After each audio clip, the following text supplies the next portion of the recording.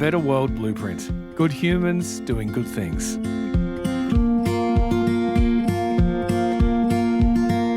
Sometimes it feels like the world is stuck in negativity. But if you pause and look closer, there's another story unfolding. A story of people building communities, solving problems, and spreading hope. This is where their voices are heard. Hello, I'm Siobhan Hunt. Welcome to A Better World Blueprint. I've got a question for you. Do you love your body?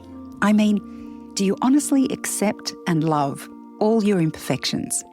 Lana Sussman is a social worker, an arts psychotherapist, and a body positivity advocate.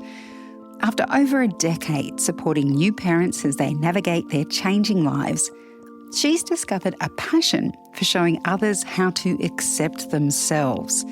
And it all started with learning to accept herself. This is my chat with psychotherapist Lana Sussman. Hello, Lana. Welcome to A Better World Blueprint. Hi, Siobhan. So great to be with you again. Yes, I mean, it's been many years, but lovely to see you. Now, you've been working in the area of mental health, well-being and support for a long time. Recently, you've turned your attention to body positivity. And I'm wondering what led you to make that decision and if there was a sort of a wake-up moment that just sparked this desire to work in this area. I think it's sort of been a long time coming, but sometimes things brew for years and years and years and you don't realise until later on that actually this is something that really needs some attention, not just personally but in the world. So I think, after I had my second child, I ended up thinking about my body a lot more than I thought I would, which is really interesting being a mental health professional and someone who I would consider to be very embodied. And it came out of actually needing to restrict dairy and soy from my diet because I was breastfeeding and he was potentially allergic to those things, which we've now found out he isn't. And that really just caused me to go, what's going on here? Within me, this doesn't feel right, this sort of restriction stuff and feeling nervous to start just eating normally again and thinking about my body and how it changed and it didn't look the same as it did even after I had my first child and all of this kind of thing. Simultaneously in my work, I'm seeing mainly women, but also men and couples and who are in the perinatal space or parenting space. And almost every client I saw had some story around their body, around body image or around eating disorders. And so that was really ruffled something inside of me where I was like, this needs attention. I think it's something like 80 to 90% of women are dissatisfied with their bodies. And this really impacts how they participate in the world. And I just found that statistic is pretty massive and it's unbelievable, but it also, being a woman, it's like, yep, that's probably right. So I felt like it really needed attention. So I think that was really the moment that sparked it off. Yeah, I started to feel like this is maybe a calling for me because I did a lot of work on myself. And obviously working with my clients, I did extra study. I learned about intuitive eating. I learned about body image counselling and just continued to stitch it and weave it into the work I was already doing. So was that what happened after you realised you needed to address the issue, or was it more organic than that? Or did you actually stop and go, okay, this needs attention and these are the ways I am going to upskill myself that I can help others? Yes, exactly. Both. I mean, I remember standing in my kitchen and I had a big cry and I remember going, this is really sad. I can't believe I'm here. So I think it needed attention within me. And then I sort of started to see it even more around me as well. My ears was listening more to just even the way women talk about themselves or to each other, the sort of apologetic nature of their the way that they speak. Oh, I'm just going to have that and I'm going to go for a walk after, or let's burn off this. And I'm just like, this is ridiculous. I remember my son, my second child, I was walking down the street with him and he was a really little toddler, beautiful. Like we were just noticing all the flowers and all the things. And I remember thinking, I'm so lucky that I don't have any pain when I walk. I'm not elderly. I'm not disabled. I don't have disabilities. I don't have anything that's impacting me in that way. And yet it felt uncomfortable or hard to be in a bigger body because I'd had babies and everything else. And I thought there's something that's misaligning here, and I wanted to investigate what exactly that is and how to find some kind of a cure, I guess, for this, because I feel like it is a thing that's experienced by so many people. So you have your practice where you see and counsel people. As you mentioned, there were people already having these conversations about their body in front of you. Yeah. But how do you go from that to being proactive, as you say, finding a solution, finding a way to influence the conversation and people's attitudes? Well, I think it started with social media, as it often does. I mean, I think the body image issues are massive in social media. So I think they affect body image in a negative way. So I started to try and change that narrative, and I also became connected with people who were doing the same. And I thought, we get sent so many images, right, of what we think things should be. So I said, well, I'm going to do the reverse, and I'm going to make sure I get sent images of normal authenticity, of how, what cellulite looks like, just actually feeding myself images to make sure that I was seeing the correct representation of society. And then I started to post a lot of things, and people would come up to me and say, oh, I really like what you're posting, or everything I know about body image I know from you. And I was like, oh, wow, okay. That's, it was like a responsibility as well. I think I felt like, people are listening and people are interested. And it is hard to kind of find those voices that make sense and that actually are authentic and normalized. And people, I feel, want that. So I started there, I think. And then there's a wonderful photographer called Martine Payne. She's a Eastern Suburbs local. She sent something into my inbox and she said, you should do this. And this was called The Body Project, where she got a group of women of all different ages, from their 20s up until their 70s, late 70s. And we all got our kit off, and she took photos of us, both individually and as a group. No vaginas, no face, but just bodies, because she also felt there was no representation of real bodies. And I have to say that was a real life-changing experience for me. And I walked out of there and I said, this was one of the best days of my life. And I said, we've got to do something with this. What was it about that day that made it the best day of your life? You know what? It was being witnessed in your nudity. So there's nothing covering you up. So it's pure vulnerability. And you're actually appreciated. You're with other women who all have bodies too, who all have their own imperfections and also their absolute beauty.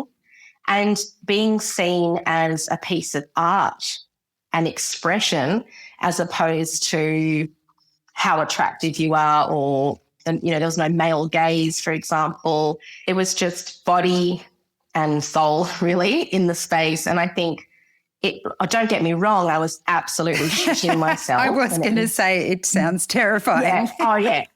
Oh, it was terrifying. It was terrifying. But now I do it again. Like, it's funny how that happens. I just like actually, look forward to doing something like that again, because the veil comes off. Something happened in a big way. So then around this time last year, we had our first course called The Body Project, and Martine had an exhibition of all the beautiful pictures. And then I ran a panel, a talk and a workshops, which was called Giving Voice to the Body.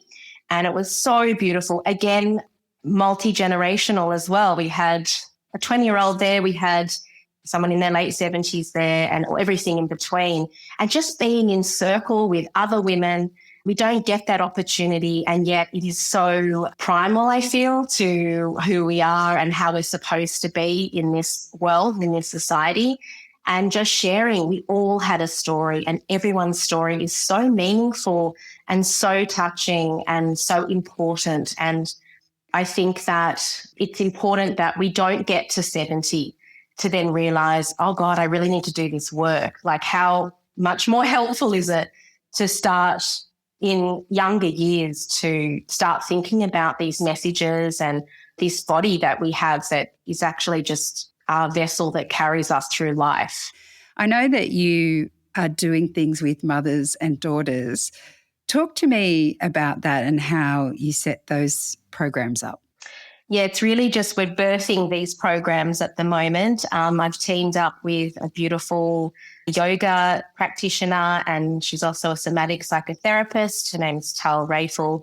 We are creating and curating these workshops for mothers and daughters because we feel that it's really important to do the work together. And I think a lot of mothers of this generation don't want what they experienced for their daughters and their sons. And again, to go back to statistics, the way that a young woman sees her body is the factor that's most important is how their mother sees their own body. So it's like, let's try and do this work where we can do this together in a way that feels supportive, gentle, playful, connecting, non-intrusive, and hopefully create some kind of change. Were there any stumbles? I mean, I can imagine doing the work yourself must have been challenging.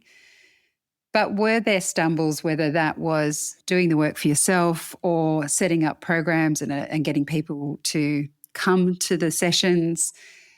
Were there any stumbles along the way? Oh, yeah. There's always stumbles. I think, as you said, doing my own work, we're always doing our own work. I mean, every therapist should be doing their own work.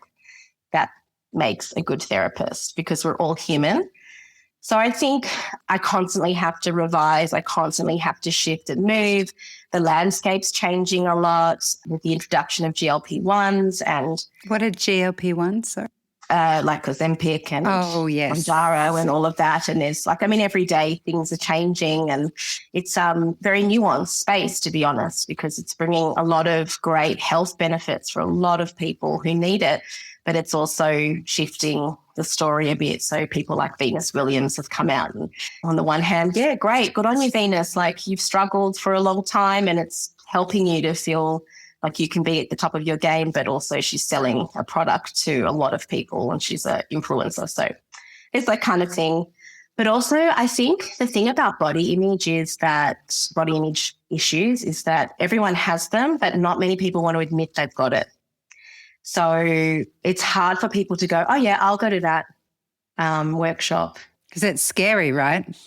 It's scary. Or for a daughter to say, oh, I don't have body image issues. Like, I'm not going to rock up.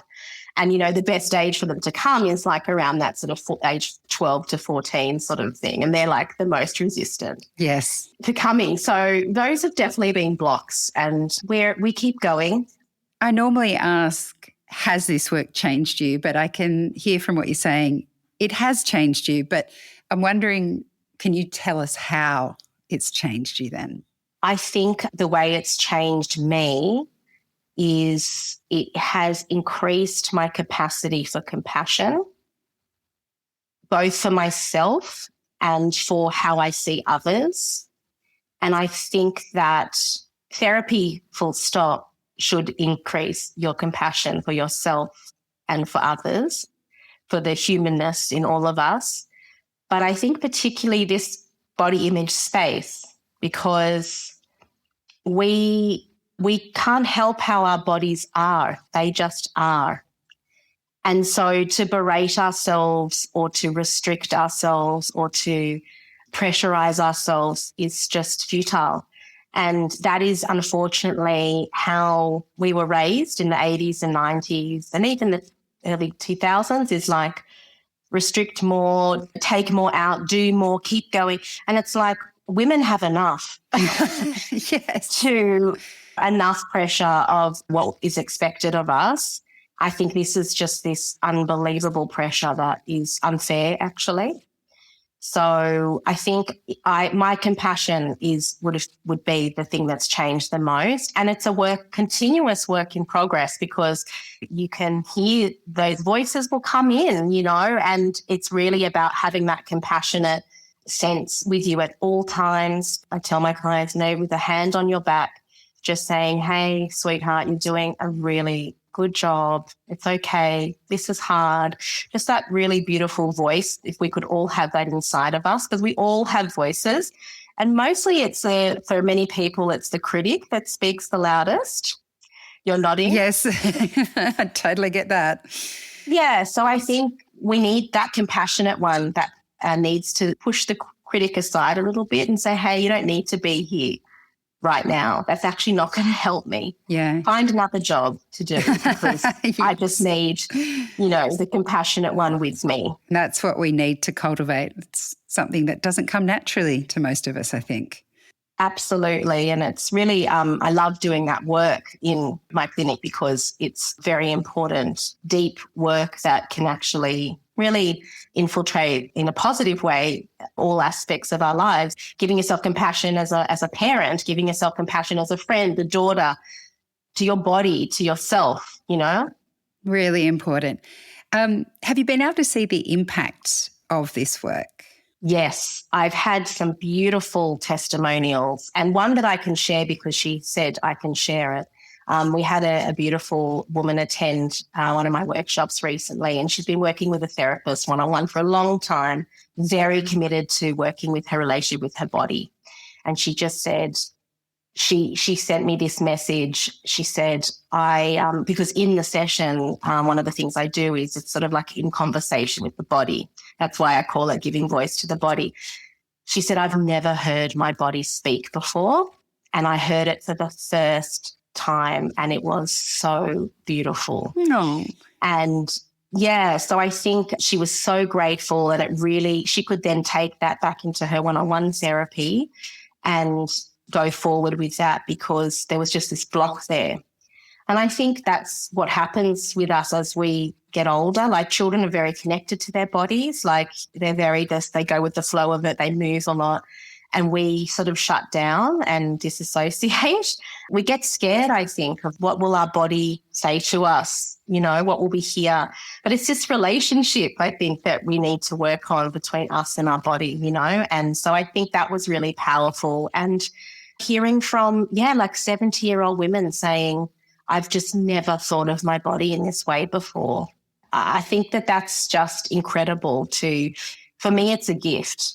It's a very sacred space where women can connect in, and then let it overflow to the other generation, so they don't have to be sent to restrictive dietitians at 11 years old and be told that they're not okay because of the way they look, or what they eat or whatever. Oh, it's completely transformative. I can see what a big impact you will have and have had already, Lana. Thank you so much for speaking with me today. Thanks, Chev. Psychotherapist Lana Sussman. To find out more about Lana's work, check out the links in the episode notes. I'm Siobhan Hunt. See you next time on A Better World Blueprint.